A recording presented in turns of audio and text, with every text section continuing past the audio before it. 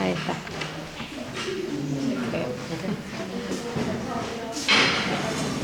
Hacete amigo, vení, vení.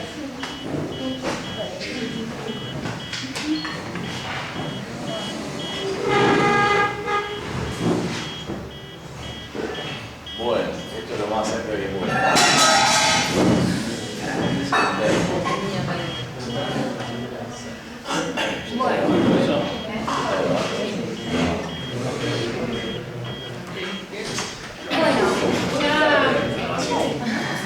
Ya todos lo conocen a Pablo, y lo conocen y no lo conocen, ¿no?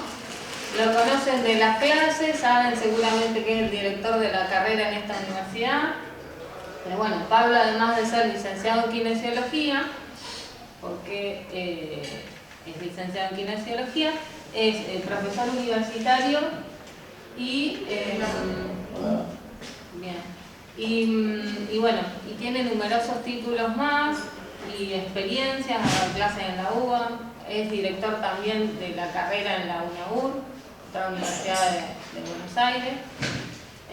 Y bueno, y permanentemente está estudiando y metiéndose en cosas para hacer que la kinesiología sea cada vez más reconocida y una mejor ciencia y práctica para las personas, así que para nosotros desde la materia esta realmente es un gusto que nuevamente nos acompañe y haya aceptado la invitación de hoy. Está recién bajado del colectivo, ¿sí? Esto también hay que decirlo.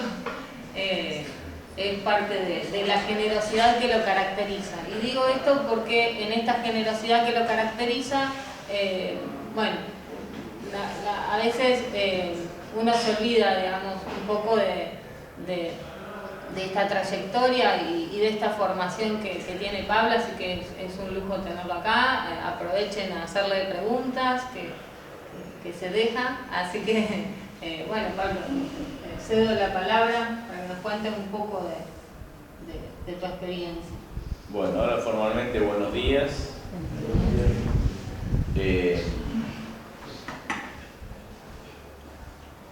A mí me encanta lo que hago. A veces no me encanta cómo lo hago, pero me encanta lo que hago. Y eso está bueno. ¿Por qué se los digo?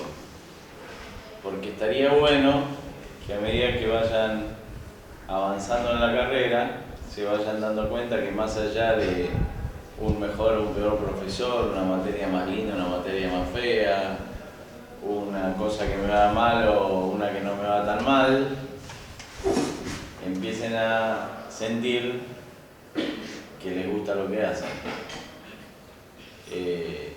Yo entré a la kinesiología casi de casualidad y entré a la docencia de hipercasualidad.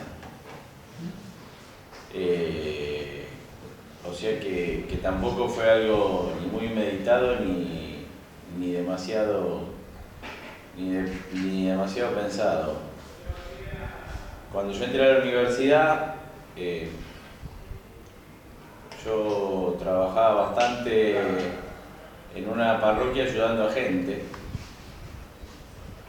y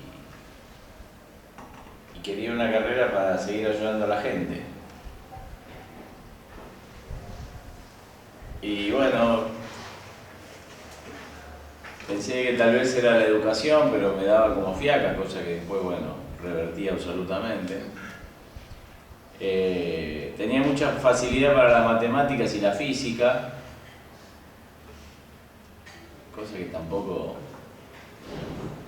¿no? Pero bueno, después enseñé física toda mi vida. Y bueno, finalmente descubrí, por una conocida que ya era kinesióloga, que la esencia de la kinesiología es ayudar a los demás. Y entonces me pareció fantástico. Y así entré en esta carrera que es genial porque te brinda la posibilidad de contener y de ayudar a la gente. Bueno, de repente un día una convocatoria para ser ayudante de cátedra, como se llamaba, como se sigue llamando en Buenos Aires, en la Universidad de Buenos Aires, y como iba un grupo de amigos fui.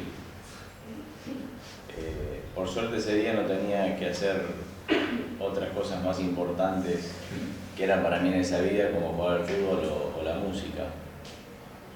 Y tenía libre el momento que sí, fui y me quedé y sigo en la docencia. Una cosa muy interesante para mí a lo largo de la carrera son los hitos que se te van plantando o las instancias de formación que se te van presentando. Y con los años vas aprendiendo muchas veces que si bien sufrís mucho los fracasos, justamente es de ellos quizás de lo que más se aprende. Si a uno siempre le va bien, no llega quizás a darse cuenta. La alarma no es de ustedes, ¿no? Ok. Si a uno siempre le va bien, no llega a darse cuenta de dónde está ni a dónde va, porque siempre te va bien, ¿sí? Tampoco es lindo que siempre fracase, tipo, uy, quiero fracasar siempre para aprender, para crecer, pero el fracaso de alguna manera está bueno. Nosotros, cuando yo entré a la universidad, hace muchos años, 1983 para ser precisos, que no existía absolutamente ninguno de ustedes, ¿no? No veo si hay alguien. Ese año todavía había gobierno militar en la Argentina. Era el último año del gobierno militar. Y bueno, fue una experiencia fuerte. La universidad se pagaba, la universidad pública se pagaba. Fueron logros que a veces ustedes, que lo toman como normal, quizás no tienen la oportunidad de valorar. Pero bueno, era el último año de dictadura, había llamado a elecciones, ya se había perdido la guerra de las Malvinas y era obvio que la dictadura se iba. Entonces nuestro primer acto de rebeldía fue agarrar las chequeras para pagar la universidad y tirarlas a un tacho de basura simbólico que había en la puerta de la universidad, y te sentías el máximo guerrillero de la vida. En una época que bueno, la bandera era la democracia, o querer ser democráticos. Ahora estamos como aprendiendo a ser democráticos, todavía no somos a veces democráticos del todo. A veces creemos que ser democráticos es poder hacer lo que quiero, porque tuvimos años de no poder hacer casi nada de lo que quiero, y entonces, por la famosa tercera ley de Newton, ¿no? Que la habrán visto en física, acción y reacción. Y en aquellos tiempos la carrera duraba 4 años, o sea que yo a los 21 era kinesiólogo, tenía un título, podía ayudar a la gente profesionalmente.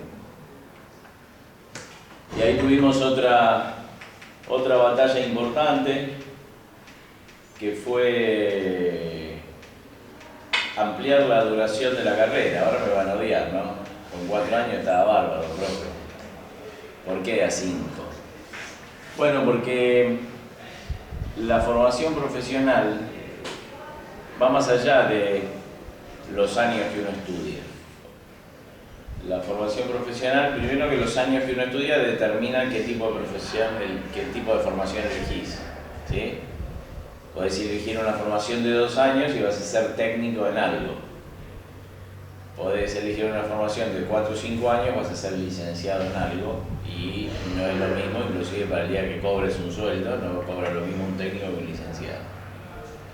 Pero además, después sigue la formación, que esto es lo más importante, pero también lo más lindo. Uno se recibe y tiene que seguir estudiando, porque hay cosas que cambian, hay nuevas puertas que se abren, uno empieza a dedicarse más a una parte de la profesión que a otra.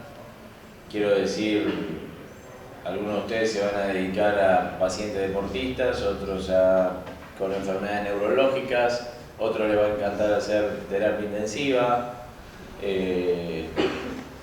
y así sucesivamente. Otros van a querer atender esguinces de tobillo. Bueno, cada una de esas cosas requiere una dedicación, y para ayudar bien a la gente, esa dedicación requiere formación, que nunca, jamás es suficiente lo que hacemos en la universidad. Y entonces, dentro de esa formación, también está la posibilidad de instancias superiores de formación. O sea, uno puede hacer una carrera de especialista en kinesiología del deporte, en kinesiología en traumatología, en kinesiología en pediatría. También existe ser un maestro en algo, lo que llaman la maestría o magíster. Y por último, el máximo galardón o premio es ser doctor en algo. Y ser doctor en algo no solamente implica un par de años de estudio profundo, sino que descubrir algo. No puedes ser doctor si no descubrís algo. Qué groso, ¿no? ¿Te ves descubriendo algo? No. Después, cuando pasen los años, te van a empezar a ver descubriendo algo. Uno de los ensayos que van a tener ustedes en los años venideros es justamente hacer un trabajo final de graduación, que ya le tienen miedo y ya lo odian desde el primer año, y algunos que no sabían que existía se están enterando en este momento y empiezan a decir: ¿y eso qué es? Bueno, es un ensayo de descubrir algo.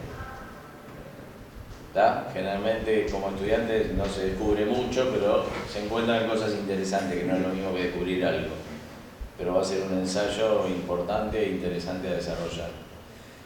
Bueno, la cosa es que en aquellos años, y estamos hablando ahora de 1986, que tampoco creo que vivía, algunos de 86 tampoco, ¿no?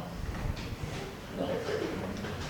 Pero bueno, años gloriosos sí los hay, el gol de Maradona a los ingleses, Argentina campeón del mundo de fútbol por segunda vez.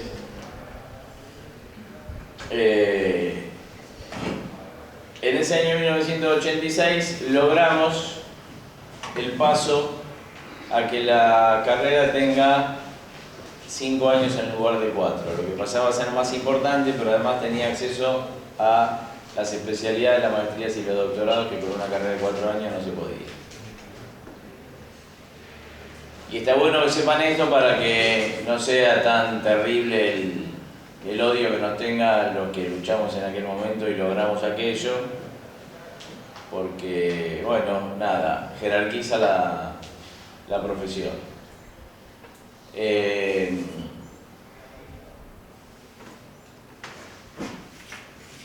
esos años era todo de lucha, y esa lucha mucho no terminó todavía en la kinesiología. Todavía estamos con varios frentes de batalla abiertos. Y en el año 1995 surge, parece una clase de historia, ¿no? Surge la Ley de Educación Superior, o sea, la ley que nos gobierna. Ustedes, cuando entraron a la universidad, antes de empezar las clases, mientras hacían el curso de nivelación, vamos a hacerlo para el curso que viene, lo que estoy pensando. Tendrían que leer y conocer la Ley de Educación Superior y el Estatuto de la Universidad. ¿Alguno lo hizo? Nadie levanta la mano, pero uno solo hizo, como haciendo el mea culpa de pongo el rostro, no, yo no lo hice. ¿Alguno de ustedes se compró un teléfono celular hace poco, los últimos 2 años? Algunos siempre hay, que se te cae el inodoro, te queda inutilizado. No comes 3 días, pero te compras el celular nuevo porque no puedes estar sin el teléfono, ¿o no? Muy bien. ¿Y cómo hicieron para hacerlo funcionar? Hola. Ay, profe, re fácil. Pones el botón de pago, lo apretás 5 segundos y arranca, y ya está. Te conectás con la nube, te actualiza todos los datos y listo. ¿Qué más? ¿Cuántos leyeron el manual de instrucciones?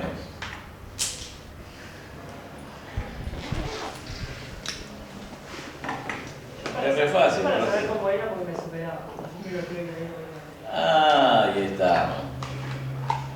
A veces tenemos la suerte de que nos supera y leemos el manual de instrucciones por obligación, pero si no, profe, cualquiera sabe cómo anda un celular. Después pasa que no le explotás a fondo todas sus capacidades, porque como no leíste el manual de instrucciones hay cosas que tiene que ni sabes que tiene. O la configuración de la cámara, montones de cosas. En la universidad es lo mismo. Cuando uno entra a la universidad, para explotar a fondo todas las posibilidades que tiene, tendría que conocer el programa de la carrera, el estatuto de la universidad y la ley de educación superior, que son los manuales de instrucciones de cómo funcionan las cosas. ¿Cómo deberían funcionar? ¿Cómo deberían funcionar? Muchas gracias, licenciado. A veces las cosas no funcionan como uno quiere, claro. Pero bueno. La cosa es que en el año 1986, y en realidad se firmó, se selló, se aprobó y se logró, en el año 1987 el programa de la carrera de Kinesiología en la Universidad Nacional de Buenos Aires pasó de 4 a 5 años con el título final de licenciada en Kinesiología y Fisiatría.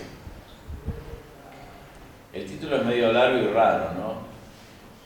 Porque al final, ¿cómo te llaman? Kinesiólogo. Es muy difícil que te diga licenciado, ¿no? El título es de kinesiólogo. De hecho, mi primer título fue de kinesiólogo. O sea, a mí me pueden decir kinesiólogo bien porque mi primer título fue de kinesiólogo, después hice la complementación curricular para ser licenciado, pero soy kinesiólogo genuino. En aquella época teníamos otro problema los kinesiólogos. Y el problema que teníamos kinesiólogos es que la medicina inventó una especialidad que era la medicina física y rehabilitación. O sea que había médicos que se encargaban de diagnosticar a los pacientes que necesitaban rehabilitación, pero que además muchos de ellos, como el médico no tiene restricciones de incumbencia, hacían la rehabilitación también. Y entonces empezamos una nueva lucha los kinesiólogos contra los médicos fisiatras. Yo no tengo problema que diagnostique, pero no te metas en mi laburo y no me digas lo que tengo que hacer. Esa fue nuestra lucha. Y por eso optamos por poner el título de licenciado en Kinesiología y Fisiatría, para que quede claro que nosotros hacíamos esa parte de la rehabilitación y no los médicos fisiatras. Ahí está la explicación de por qué el título es tan largo y tal vez complejo. Hoy en día ese problema por suerte ya no existe, fue una de las trabas que los kinesiólogos logramos superar. Lentamente los médicos fisiatras se dedicaron solamente a hacer el diagnóstico y dejarnos a los kinesiólogos hacer el trabajo que hacemos. Yo creo que además también se dieron cuenta de lo duro que es ser kinesiólogo. O sea, es fantástico ayudar a los demás, pero es duro y hay especialidades que son muy duras. Como toda la vida uno puede elegir el camino fácil y el camino más difícil, ¿no? Y generalmente el camino más difícil en cualquier profesión es el que a la larga te da mejores resultados, cumple más tus expectativas. La kinesiología es una profesión en la que ayudamos a los demás en forma permanente en todas las decisiones que tomamos, inclusive cuando tomamos la decisión de no hacer algo.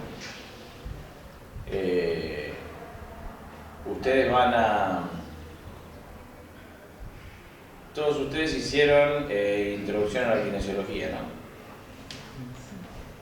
Por lo tanto, ahí empezaron más o menos a visorar qué futuro les espera. Siempre lo que uno avisora no es lo mismo, la realidad supera la ficción siempre. Bueno, un poco muchas gracias, estoy hecho. Un poco el camino del kinesiólogo es difícil, primero porque trabajamos con el dolor ajeno. ¿Ustedes saben por qué los pacientes nos vienen a ver?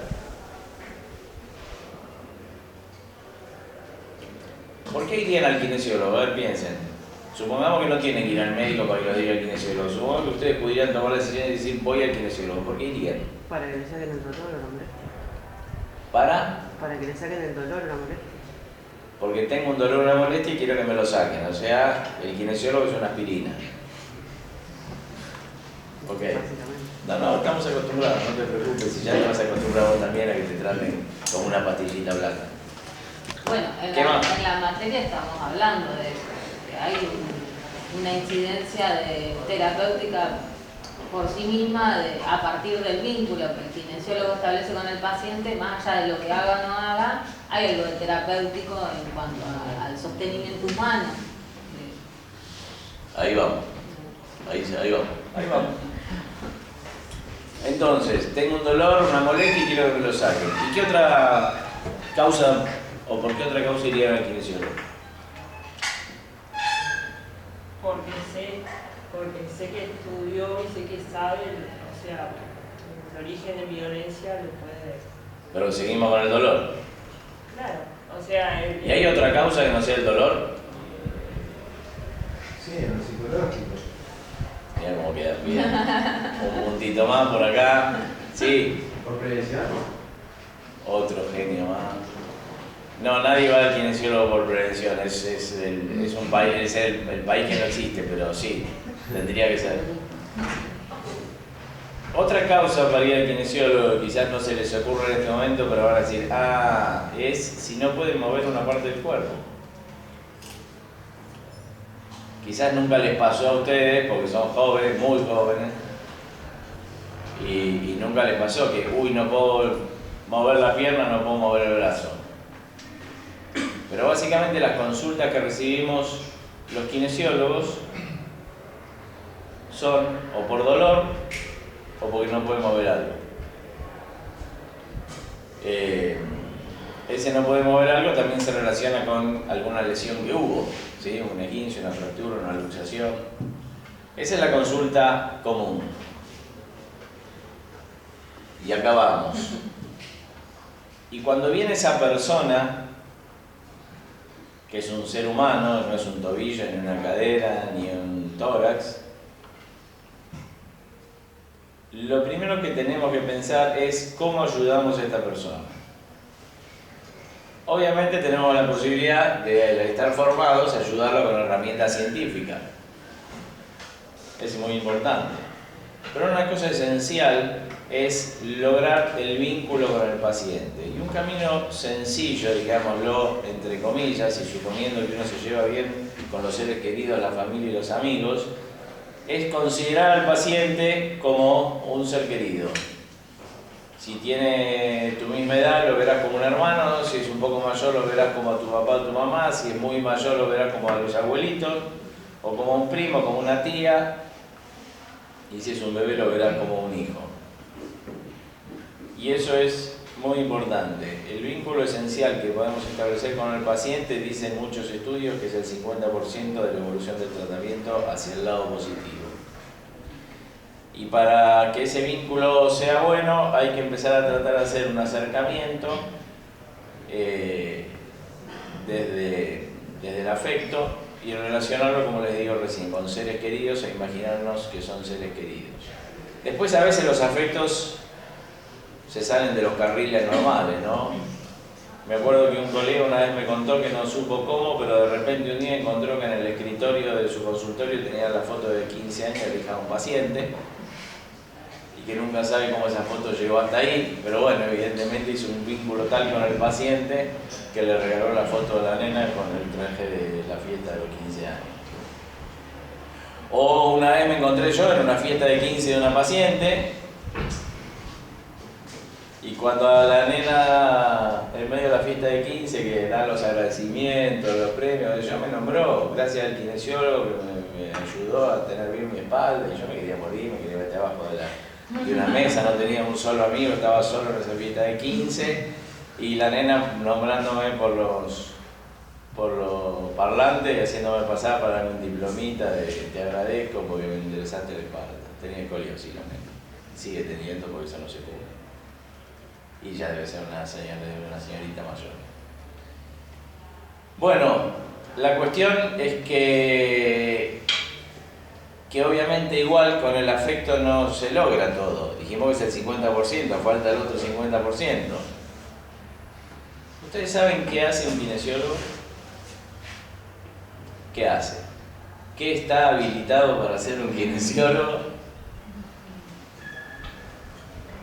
Viste que a veces sigo kinesiología porque conozco un kinesiólogo y quiero ser como él o como ella, o no tenía otra carrera en la uni pero quería hacer una carrera universitaria, entonces elegí kinesiología porque me pareció la más copada, o tengo una idea de, pero no sé si es, pero me meto a ver qué onda, o voy a estudiar kinesiología porque si no estudio nada en mi casa me matan y es lo que me parece que es menos complicado, o estudio kinesiología porque no tiene matemática, también está ahí. Tenemos gran cantidad de público que se mete en nuestra carrera porque no tiene matemática, tiene poquita química y bastante física.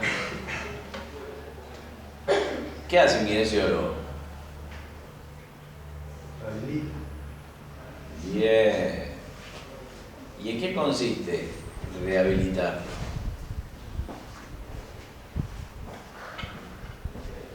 Y que las partes funcionen bien, las partes del cuerpo funcionen bien. ¿Y cómo logramos eso? Con información. ¿Con qué? Con información. ¿Con qué información? ¿O a qué llamas información? No logro entender la idea. Con la información de la carrera, con el cuerpo. ¿Y qué información pensás que necesitas? Toda la información que conlleva estudiar el cuerpo. Por ejemplo, Técnicas, ¿y en qué consisten las técnicas? manipulaciones para rehabilitar. Ya te gustó las manipulaciones, te querés hacer sonar los huesitos, está muy bien. ¿Qué más?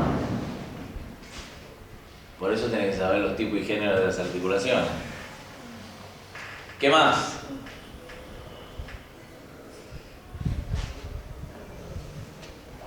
¿Están preparados psicológicamente para la noticia que van a recibir ahora de mi parte? Se lo atajo, Los kinesiólogos hacemos 3 cosas, y solo 3. Y eso nos lleva primero 5 años de carrera para entender esas 3 cosas que hacemos, y después nos lleva unos 5 años más de experiencia como profesionales para empezar a entender para qué lado queremos rumbear. Ahora vamos a volver sobre las 3 cosas, pero me voy a detener un poco en lo último que dije, que es que cuando se reciban, igual falta un montón, pero falta menos que cuando empezaron,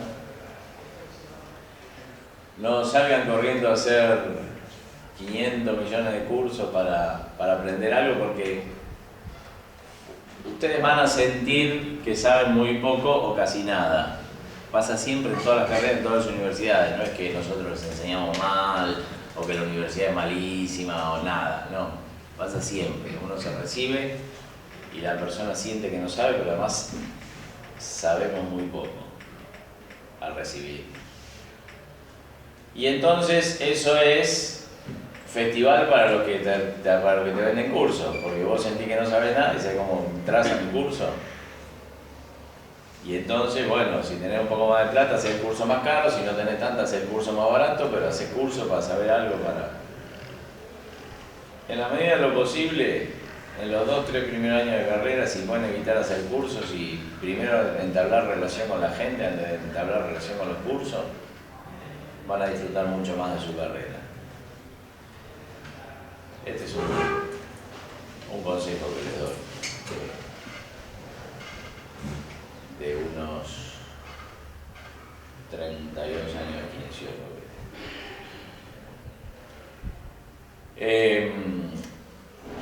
Pero en realidad ese consejo que les di se lo olvidaron ya, porque están ansiosos por saber cuáles son las 3 cosas que hacemos los kinesiólogos. O sea que la información esa tapa el consejo, que es lo importante. Una de las cosas que hacemos los kinesiólogos es dar indicaciones y comandos verbales o corporales o a través de máquinas con el movimiento. O sea, enseñamos ejercicios a los pacientes. O le movemos el cuerpo si no lo puede mover. O sea, cualquier cosa relacionada con mover al paciente. Ese movimiento puede tener que ser interrumpido, puede ser una sola vez, puede ser de todo un miembro, de todo el cuerpo, de una parte, de una sola articulación. Pero una de las cosas que hacemos los kinesiólogos, y que quizás es la más importante porque el nombre de nuestra profesión viene justamente de kinein, que significa movimiento, es todo lo relacionado con el movimiento. O le decimos al paciente que se mueva y de qué manera, o si el paciente no se puede mover, lo movemos nosotros de la manera que nos parece correcta. Si conocemos bien la anatomía del cuerpo, lo vamos a poder mover bien sin riesgo de romperlo. Esa es la primera cosa que hacemos de las 3. La segunda es producir cambios en los tejidos. Por eso tienen que aprender histología. Por eso tienen que aprender las técnicas que forma parte de nuestro bagaje terapéutico, de nuestro bolsón de maniobras para hacerle a los pacientes que produzcan cambios de los tejidos. Si no logramos producir cambios de los tejidos, la persona sigue igual, no le hicimos nada. ¿Cómo podemos producir cambios en los tejidos? Si es que entienden qué significa producir cambios en los tejidos. O sea, un cambio importante en un tejido es que se rompa. Eso no tenemos que hacer. ¿Está? ¿Qué es producir un cambio en los tejidos?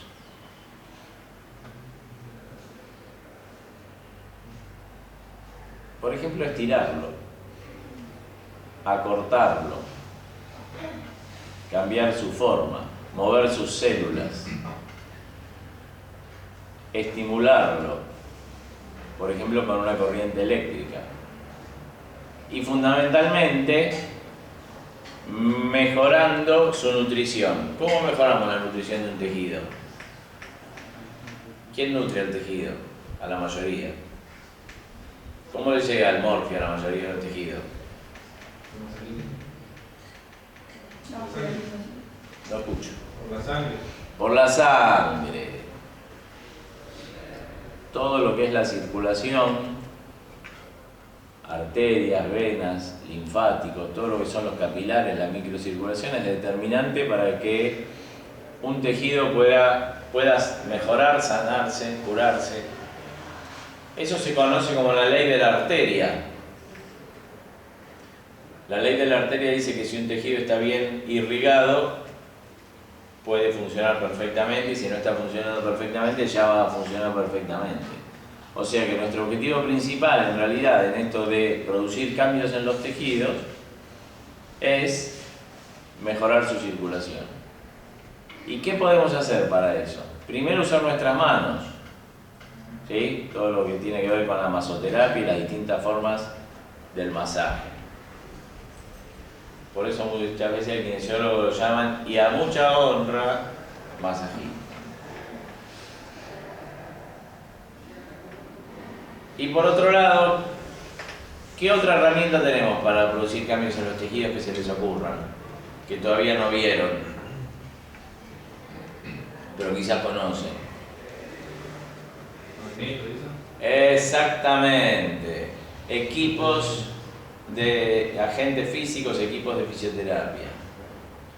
El ultrasonido, los campos magnéticos, las ondas de choque, la onda corta, la electroestimulación. todos esos equipos fueron inventados justamente para llegar a donde los dedos no llegan, para hacer cosas que nuestros dedos no pueden hacer. Y entonces el día de mañana van a ver que van a complementar la acción de sus dedos con algún agente físico para lograr que mejore la circulación en los tejidos. Entonces tenemos que los kinesiólogos hacemos acciones o actividades relacionadas con los movimientos, producimos cambios en los tejidos y nos queda una tercera. Y la tercera es la que tal vez hacemos menos, que es educar para la salud.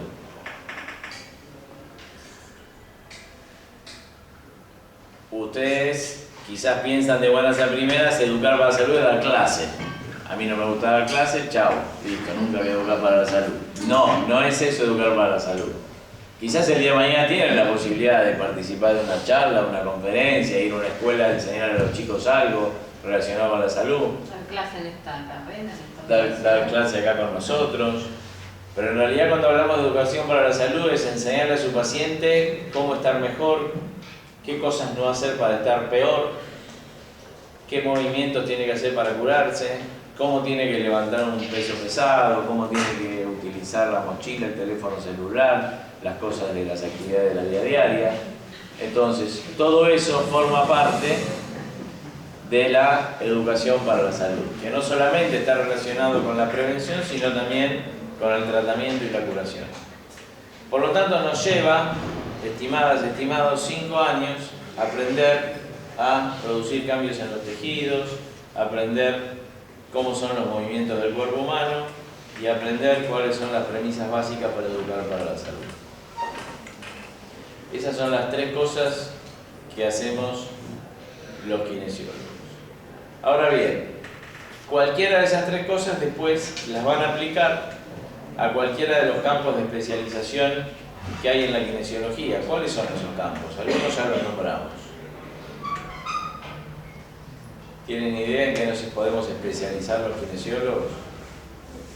Respiratorio, neuro. En todo lo que es la rehabilitación cardiorrespiratoria, en todo lo que es la rehabilitación neurológica. ¿Qué más?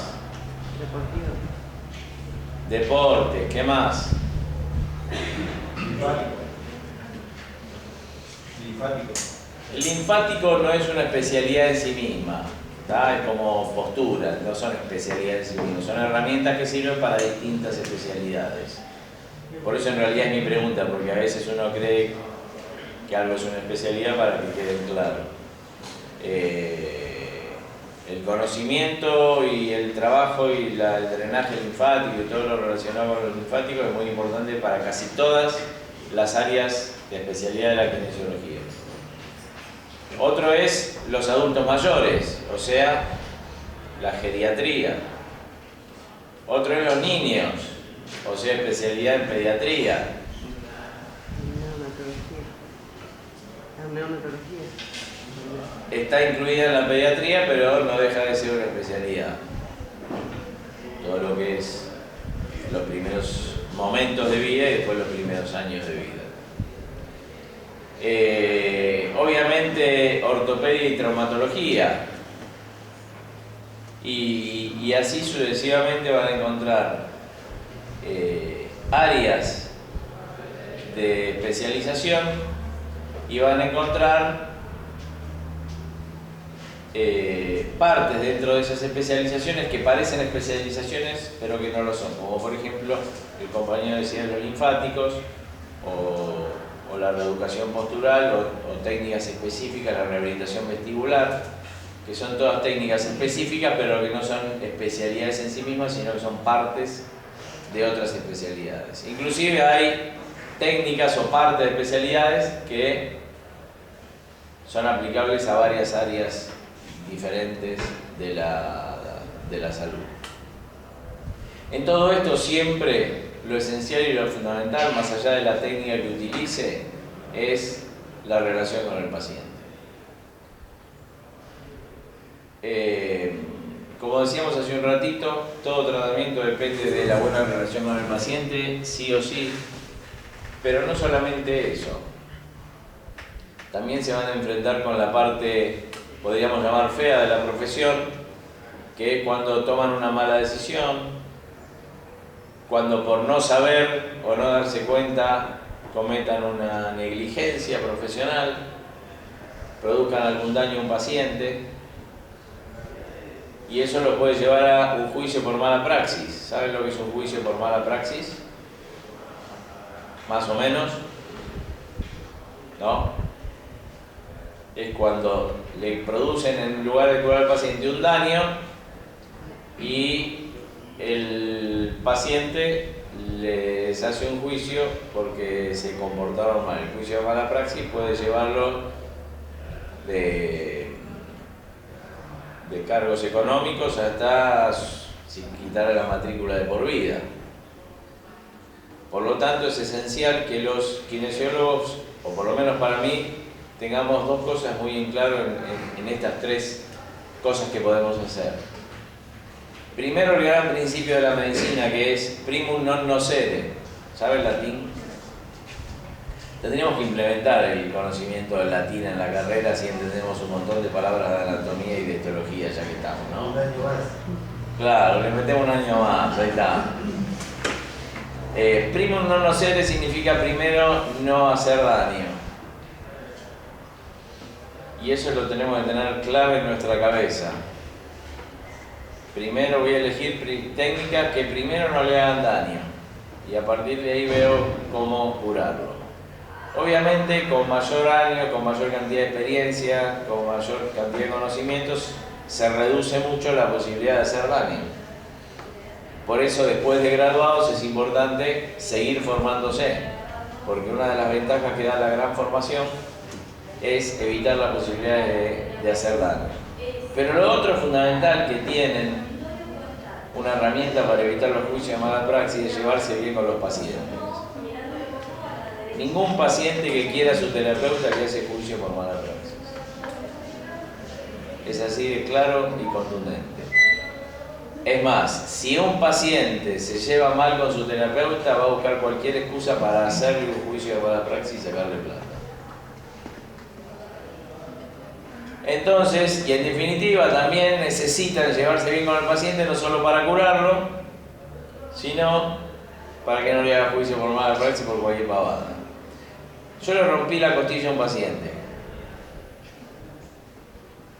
No le hice una toma de judo, no lo tiré al piso, nada. Era un viejito y tratando de estirarle el brazo que le dolía, me apoyé con una mano en su tórax y se le rompió la costilla. O sea, ni fuerza hice. Me apoyé, crack, y se rompió la costilla. Escuchamos el ruidito, le expliqué. Y al día siguiente el viejito me llamó él a mí, casi riéndose: no sirvo para nada, ni apoyarte encima podés, que me rompiste la costilla, así que cuando esté bien vuelvo, no te preocupes, abrazo, chao. Ese fue el final de mi gran mala praxis. Siempre cometemos malas praxis. No es que, no, siempre, alguna mala praxis, se van a olvidar algún paciente enchufado en algún aparato que le dé calor y van a terminar haciéndole alguna pequeña quemadura en la piel. Uno de los grandes métodos o técnicas terapéuticas que existen, que es el método Mackenzie, en honor a Robin Mackenzie, su descubridor, se descubrió por mala praxis. Siempre con un colega amigo, el licenciado Semani, decimos que tendríamos que armar un congreso de mala praxis y que compartamos las... Claro, que compartamos las cagadas que nos mandamos siendo kinesiólogos, ¿no? Pero bueno, ahora les intriga saber qué hizo Mackenzie, seguramente. Así que les voy a contar, si no les parece mal, qué hizo Mackenzie para descubrir su método. Estaba atendiendo a un paciente y le pidió que se ponga panza abajo y se puso a conversar con el paciente. Entonces el paciente se apoyó así sobre los codos y conversaban de algo y suena el teléfono. Entonces Mackenzie le pide un minuto, que ya vuelve, Y el tipo se queda y Mackenzie va a atender el teléfono y fue un problema familiar. Y en medio de la llamada telefónica del problema familiar se fue. Fue a atender su problema familiar. Yo esto no me acuerdo si era en Noruega, Dinamarca, qué sé yo. ¿En qué año? Y en la década del 60, ¿te gusta? 70, por ahí. Sí, de ese que es así. Y yo lo tengo de adorno en mi casa ahora. Así que agarras así, lo sacás así. Yo cuando era chiquito tenía ese teléfono, después se cambió por el de disco y ahora lo tengo mi teléfono de cuando era chiquito, lo tengo de adorno. Bueno, Lo dejó acostado.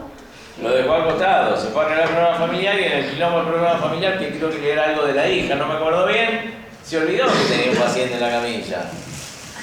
Cuando todo se calmó, se relajó, estaba en la casa,